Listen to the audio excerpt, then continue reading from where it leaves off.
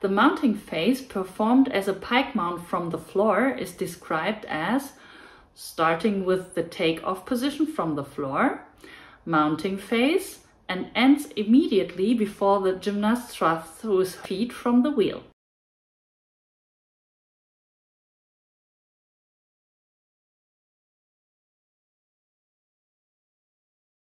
Important is that the take-off from the floor occurs with both feet simultaneously and close to the wheel, with a low radial grip of the hands at approximately waist height, but there is no prescribed grip zone.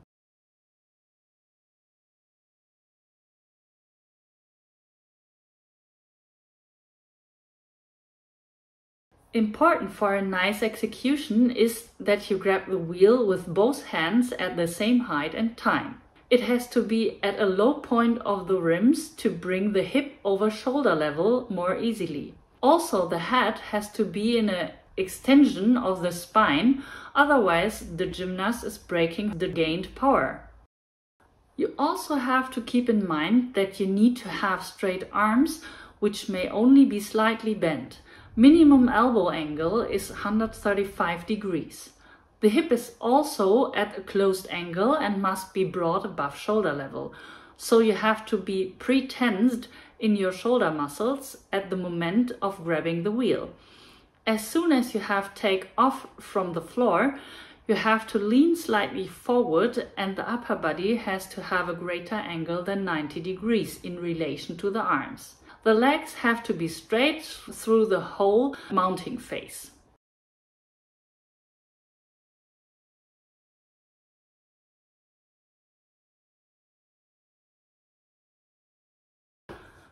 The feet have to be closed until they are set on the wheel from above the level of the hands.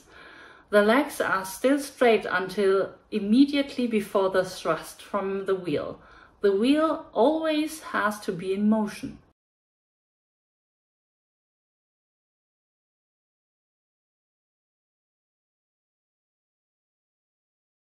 You need to have enough bouncing ability and strength in arms and shoulders. Also, a general core stability is necessary to perform a pike mount from the floor. Important is that your gymnast is trying to jump out of this pike position with shifting the weight of the upper body slightly to the wall, to first bringing the hip to the wall and then lifting the legs. To learn how to bring the hip over shoulder level during the mounting phase with straight arms. You can use both supporting techniques, pushing the hip of the gymnast to the wall with pushing directly at the hip, or the tight of the gymnast.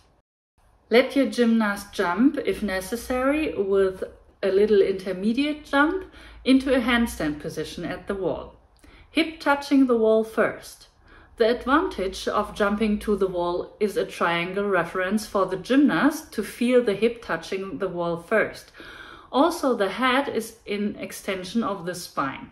The gymnast is getting used to the right head and shoulder position, so she wouldn't break the power during mounting phase. This exercise teaches your gymnast the power needed to mount from the floor directly into a nice pike position and let her get used to the weight resting on the arms.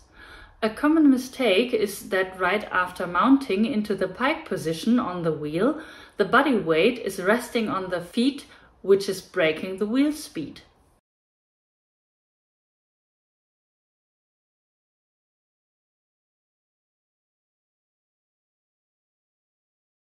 Make sure that your gymnast is taking off with both feet and grip of hands simultaneously and has the correct head position and straight arms and legs. The feet are divided in the moment they are set on the corners of the vaulting box. When she is preparing for the thrust, she has to stand up with straight legs. The stability is supported by tensing the rear and abdominal muscles.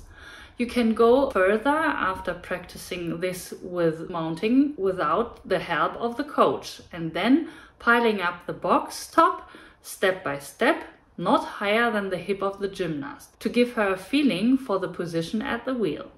This is another possibility for you to spot this exercise. She can lean forward safely and you can still lift up the hip easily. Make sure to keep her in a pike position so that the legs really go up first. With this step, the gymnast is also getting used to lift the hip up and is able to set the feet between the hands from above. You can of course start without the run-up and include it when the gymnast is used to mount into the handstand position. The gymnast gets introduced to land and stand on the wheel rims throughout landing on the bars. Make sure that the execution is still straight legs, pike position of the body with landing directly behind the hands, head in extension of the spine, and feet are flexed and together during the movement and separated at the moment of landing.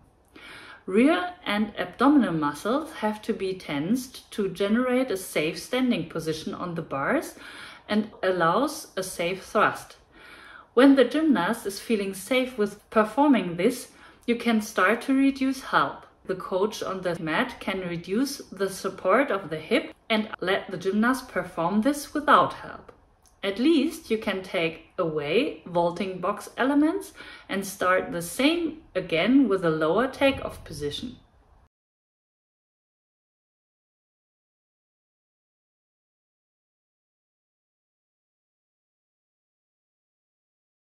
This is the next step for your gymnast to get used to stand on and thrust from wheel rims.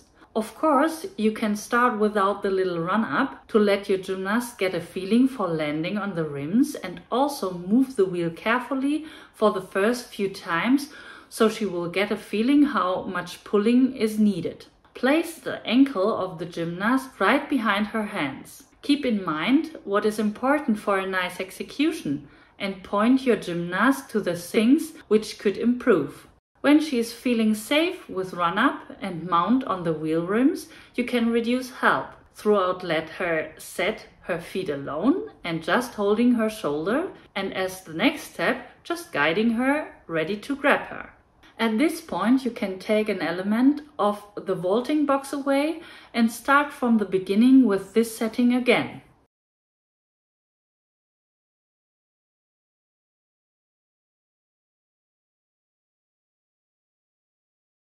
The gymnast has to find out when to start running after the wheel and when to take off from the floor.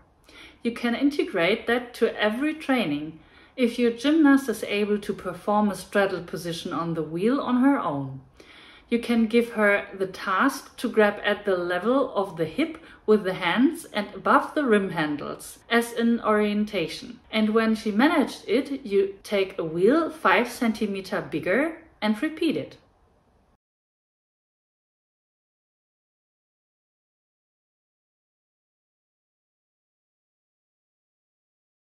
You can help your gymnast to find the right time for thrusting. Also, you could use a third coach to keep the wheel in motion.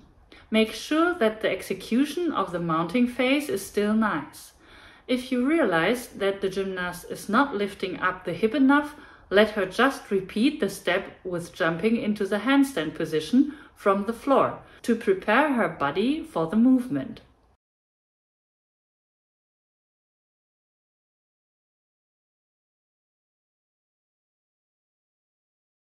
When your gymnast is managing the steps before, you can start to try the same with bigger wheels step by step. And if it is working out, you can also reduce help by only moving the wheel if it is not reaching the top and giving verbal assistance by saying something like hop. Have fun teaching the pike mount and keep rolling.